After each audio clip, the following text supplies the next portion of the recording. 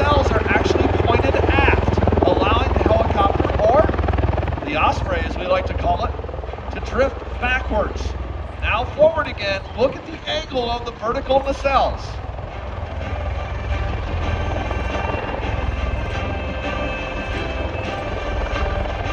Now, Boeing Helicopters manufactures and integrates the fuselage, cockpit, avionics, and flight controls. Bell Helicopter manufactures and integrates that of the wing, the nacelles, the rotors, drive system, tail surface, and even the aft ramp, as well as integrating that of the Rolls-Royce engines and performing that of the final assembly.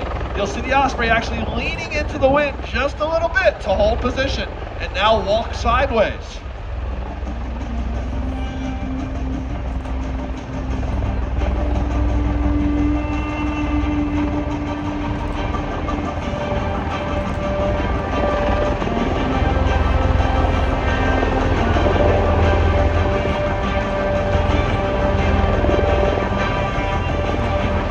Now the Marine Corps variant that you see before you is the MV-22. The United States Air Force variant is known as the CV-22.